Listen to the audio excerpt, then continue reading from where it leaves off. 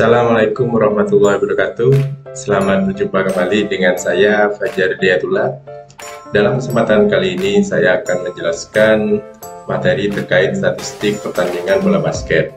Nah, materi statistik pertandingan bola basket ini adalah bagian dari materi mata kuliah teori dan praktek permainan bola basket pada program studi pendidikan olahraga. Ada beberapa hal yang akan saya jelaskan tentang statistik pertandingan, dari fungsinya hingga indikator apa saja yang terkait dalamnya dalam statistik pertandingan bola basket. Ayo kita langsung saja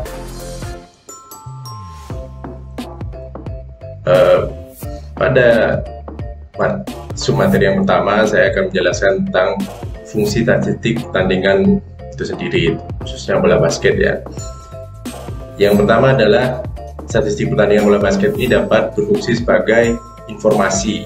Informasi yang dimaksud di sini adalah informasi bagi penonton, bisa juga informasi bagaimana terkait bagaimana jalannya pertandingan berlangsung, siapa pencetak poin paling banyak, tim mana yang lebih unggul, siapa yang membuat kesalahan yang lebih banyak. Indikator-indikator seperti itu juga dapat dicatat dalam statistik pertandingan yang nantinya akan menjadi informasi bagi siapa yang ingin mengetahui tentang bagaimana pertandingan berlangsung secara angka.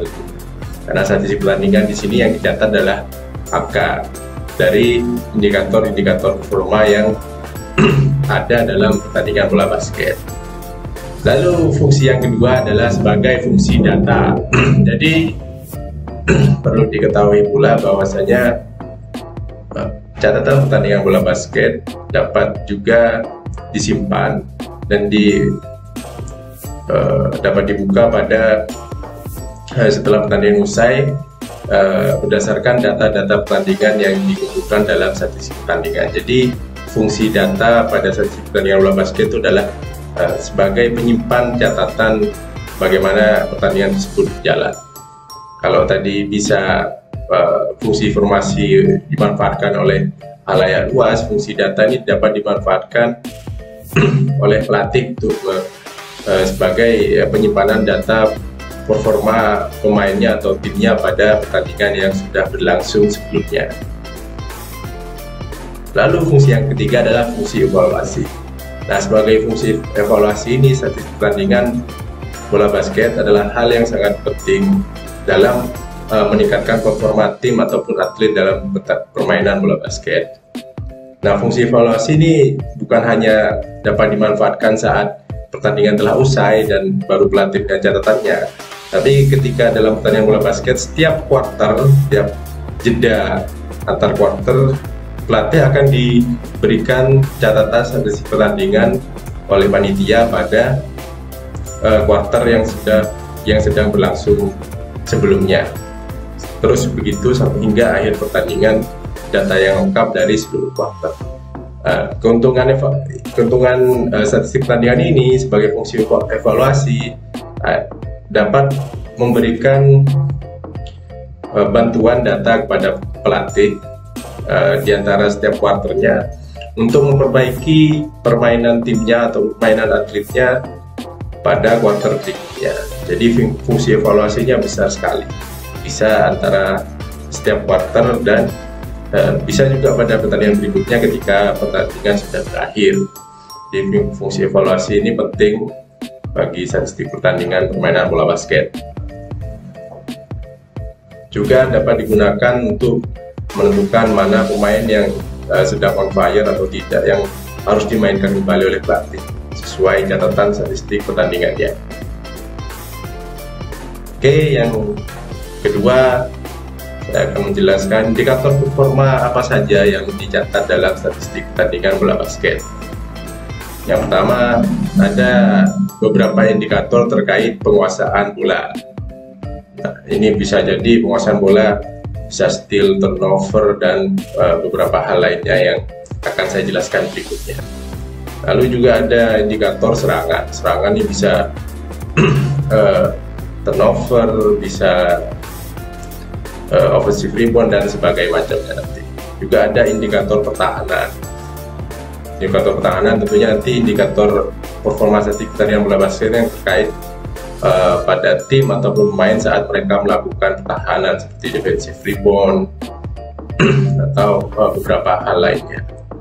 Lalu ada juga indikator pelanggaran yang dicatat seperti personal foul.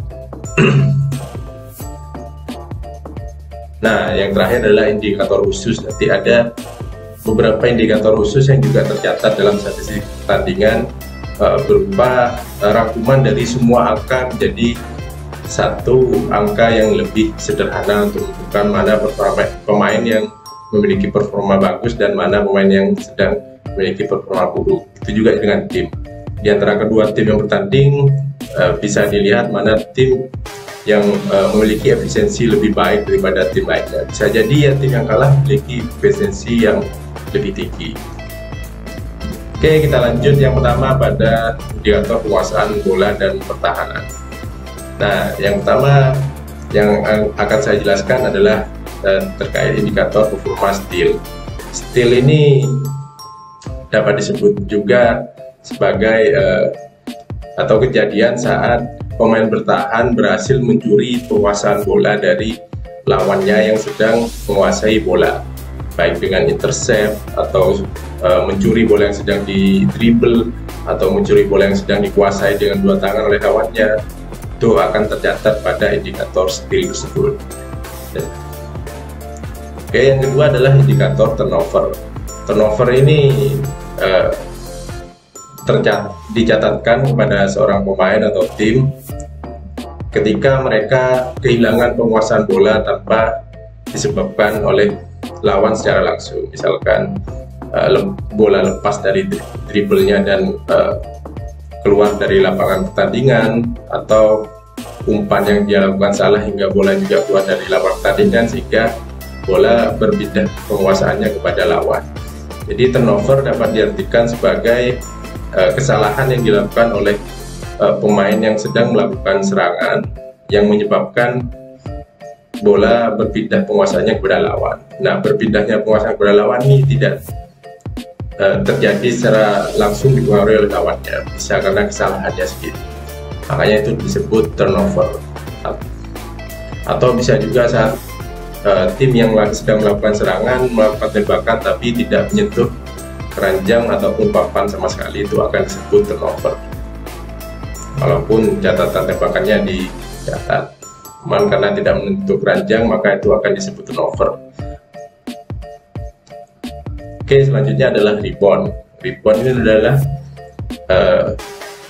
kejadian di mana pemain menguasai kembali bola yang memantul atau gagal menemui sasaran tembakan di keranjang. Dimanapun, misalkan ada pemain yang melakukan serangan dan melakukan tembakan, tapi tembakannya gagal menemui sasaran, masuk ke dalam keranjang dan memantul kembali keluar. Pemain manapun yang berhasil menguasai bola setelah tembakan gagal tersebut, maka dia akan dicatatkan catatan rebound di dalamnya. Ketika penguasaan bola dapat dikuasai oleh pemain bertahan, maka hal tersebut akan dicatatkan dalam defensive rebound. Sedangkan ketika bola yang gagal menemui sasaran tadi dan mantul dari keranjang dikuasai kembali oleh tim yang melakukan serangan, maka itu akan dicatatkan sebagai offensive rebound. Itu beda ya, ada defensive rebound dan offensive rebound. Jadi harus hati-hati membedakannya. Oke, juga ada block. Block ini adalah kejadian di mana pemain bertahan berhasil menghalau bola lawan yang sedang melakukan tembakan. Saat bola lepas, lawan melakukan tembakan, bola sudah lepas lalu langsung dihalau oleh pemain bertahan, itu adalah block. Baik dalam keadaan layup, melakukan shooting dari daerah manapun, medium atau 3 point atau 2 angka, itu dinamakan blok ketika bola berhasil dihalau. Oke, kita lanjut. Berikutnya ada indikator tembakan. Nah, pada indikator tembakan yang pertama ada 2 point field goal. Biasanya ditandai dengan kode 2 PA. atau 2 point attempt atau 2 PM atau dua tembakan 2 angka yang dilakukan ini 2 PA tandanya, sedangkan 2 tembakan 2 angka yang berhasil masuk akan ditandai dengan 2 PM, 2 point made dan 2 point attempt ya, makanya singkatannya beda ya. Jadi ada 2 indikator tersebut yang tertera dalam statistik pertandingan. Nah, 2 point attempt ini adalah jumlah tembakan yang dilakukan pemain atau tim baik secara dilakukan dengan layup, dunk atau undering dan sebagainya.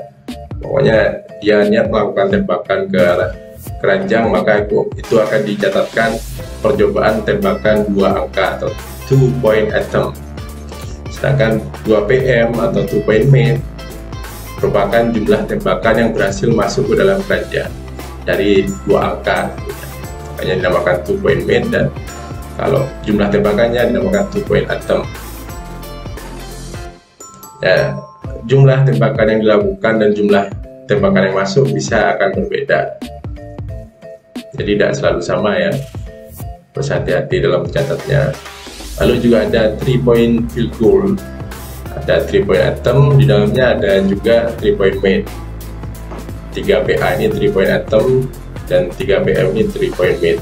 Sama pemahamannya dengan 2 point attempt dan 2 point made tadi, hanya bedanya 3 point attempt dan 3 point made dalam 3 point field goal ini dilakukan dari daerah tembakan 3 angka atau di luar garis 2 angka ya, yang setengah lingkaran. Itu perbedaan antara 2 point field goal dan 3 point field goal. Kita lanjut pada indikator berikutnya adalah terkait free throw atau tembakan bebas. Tembakan bebas ini juga akan ada 2 indikator yang dicatatkan dalamnya, yaitu free throw attempt dan free throw made. Sama tadi pemahamannya dengan 2 point field goal dan 3 point field goal. FTA ini atau free throw attempt ini adalah jumlah tembakan bebas yang dilakukan oleh pemain atau tim.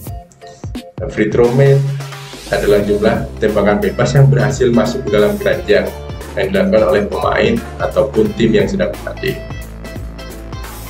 Nah, selanjutnya ada, nah ini ya lebih jelas. Kalau tadi ini dijabarkan tembakan 2 angka dan tembakan 3 angka, lalu yang ini yang field goal attempt ini khusus jumlah keseluruhan antara tembakan 2 angka dan 3 angka yang dicatatkan dalam field goal keseluruhan ini. Tidak ada kode 2 ataupun 3-nya, FPA dan FPF, field goal attempt dan field goal made. Nah, selanjutnya ada juga indikator terkait field goal percentage. Nah, field goal percentage ini adalah persentase keberhasilan tembakan dari 2 angka dan 3 angka itu. Akan ada juga, nanti ada 2 point field goal persentase, ada juga 3 point field goal persentasenya tercatat dalam kolom indikator statistik pertandingan.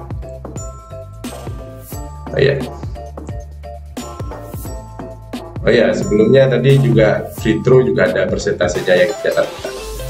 Lalu berikutnya terkait indikator pelanggaran ada personal foul, biasanya dalam tabel statistik pertandingan yang dicatat diberi kode BF. Nah, personal foul ini adalah dicatatkan kepada seorang pemain atau tim saat mereka melakukan pelanggaran pada lawannya. Sedangkan kalau personal foul ground atau PFD adalah dicatatkan ketika seorang pemain atau tim menerima pelanggaran oleh lawannya atau mendapat pelanggaran dari lawan bertandingnya, itu akan dicatatkan di PFD. Itu perbedaannya antara personal foul dan personal foul ground. Nah, personal foul ini sendiri terbagi jadi banyak lagi, nanti ada technical foul, ada unsportsmanlike foul, ada bisa juga langsung dikeluarkan disqualifying foul. Kalau unsportsmanlike foul tadi bisa 2 kali melakukan langsung dikeluarkan, sedangkan kalau hanya personal foul biasa dan technical foul, ketika satu pemain melakukan foul kelima, dia akan dikeluarkan dari pertandingan dan diganti oleh pemain cadangan.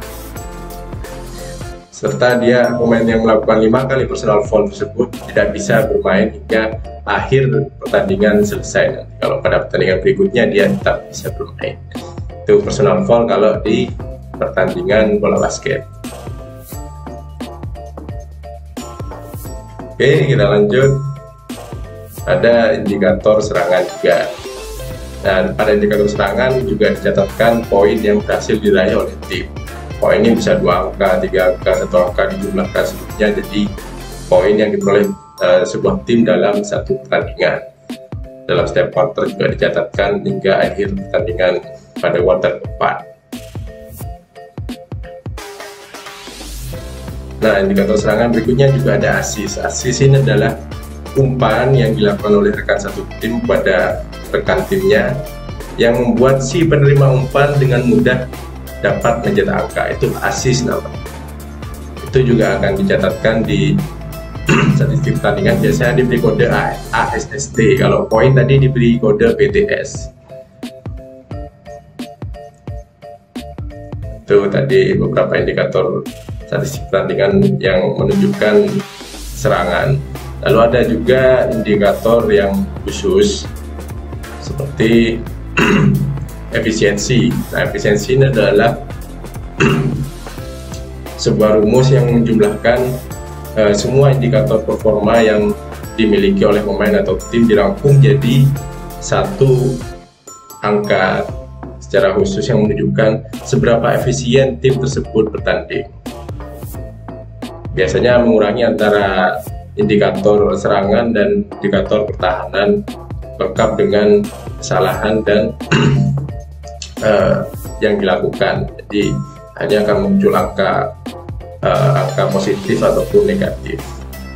Sama halnya juga ada player efficiency rating. Kalau efisiensi secara khusus tadi biasanya dirumuskan untuk sebuah tim, sedangkan kalau player efficiency rating atau PER biasanya dirumuskan untuk mengukur performa atlet secara individual. Jadi dirangkum dari semua indikator performa tersebut jadi satu angka yang mencerminkan seberapa efisiennya atlet tersebut bertanding. Lalu juga ada plus minus statistik. Nah, plus minus statistik ini mewakili performa atlet ketika dia turun di lapangan. Dia akan indikator performa ini akan menghitung saat pemain tersebut turun ke lapangan dari bench, dia bertanding di tengah lapangan, berapa poin yang bisa dihasilkan timnya saat dia ikut bertanding di lapangan. Sedangkan ketika dia diganti, berapa poin timnya juga meraih poin saat dia tidak bermain. Itu plus minus statistik. Jadi ini mengukur seberapa besar dampaknya pemain tersebut ketika dia ada di dalam lapangan terhadap performa tim yang sedang bertanding. Itu pasti ada di plus minus statistik sama efisiensi rating ini dalam statistik pertandingan untuk mengukur seberapa efisien dan seberapa dampaknya pemain yang akan turun di lapangan. Jadi ini 3 indikator khusus yang biasanya juga dicatatkan dalam sebuah statistik pertandingan.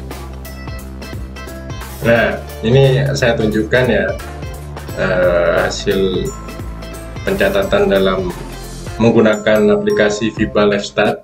Ini bisa di-download dengan gratis dan mudah dari websitenya FIBA secara langsung, bebas, bisa diakses siapa saja, bisa Anda download dan bisa Anda menggunakan laptop masing-masing. Nah, itu ya. Jadi ini langsung saya ini sudah selesai pertandingannya, misal sudah selesai, tampilnya yang akan dihasilkan akan seperti ini catatannya. Nah, ini ada field goal. Ini field goal adalah jumlah dari field goal. Nah, ini jumlah dari 2 point dan 3 point percentage. Nah, ini persentasenya field goal-nya, ini made atau attempt-nya, ada garis miring ya. Dia melakukan 1 kali dan 1 kali masuk. Ini contoh saja ini ya. Ini ada made dan attempt-nya juga. Ini masuknya berapa dan berapa kali mencoba melakukan tembakan 2 angka, 2 poin. Yang 3 point juga made sama atom. Ini free throw. Free throw terpisah sendiri dari field goal, dia punya made dan atom dan percentage. Di field goal hanya melihat 2 angka dan 3 angka yang ditembakkan. Nah, ini ada rebound, ada offensive rebound sama defensive rebound. Ini offensive rebound tadi yang spesifikasinya yang dilakukan oleh pemain yang sedang melakukan penyerangan, dia berhasil menguasai bola kembali setelah tembakannya gagal, baik rekan satu timnya atau dia sendiri yang gagal melakukan tembakan dapat rebound kembali sehingga ditulis sebagai offensive rebound. Sedangkan defensive rebound adalah saat pemain bertahan yang berhasil menguasai bola jika ada tembakan yang gagal dilakukan lawannya. Nah, ini TOT, ini total rebound yang dilakukan dari jumlah offensive rebound dan defensive reboundnya berapa, ditulis akan tercatat otomatis di totalnya. Nah, ini AS, ini assist. Jadi tadi sudah saya jelaskan, assist adalah umpan yang dilakukan kepada rekan satu tim sehingga rekan satu tim yang menerima umpan dapat dengan mudah mencetak angka, assist. Nah, TO ini turnover, itu kehilangan bola, penguasaan bola saat melakukan penyerangan. Di bola belum sampai dilakukan tembakan ke keranjang, bolanya sudah lepas hingga ready out dan bola berpindah atau dicuri lawan juga akan dihitung pada turnover. Steal adalah biasanya dicatatkan kepada pemain bertahan yang berhasil merebut penguasaan bola secara langsung ya, tanpa ada kejadian bola out atau tidak. Jadi harus secara langsung dia mencuri penguasaan bola, baik dengan mencurinya saat lawan dalam keadaan dribble atau mengintercept umpan yang dilakukan oleh lawannya, itu steal. Ini block shoot ya, atau block tadi yang saya jelaskan. Block shoot ini adalah dicatatkan ketika pemain bertahan berhasil menghalau tembakan yang dilakukan oleh lawannya sebelum bola tersebut mengarah ke keranjang, melewati separuh jarak dari dimana dia menembakkan bola tersebut sampai ke keranjang. Sebelum mencapai separuh jarak tersebut bola dihalau, masih sah atau dihalau.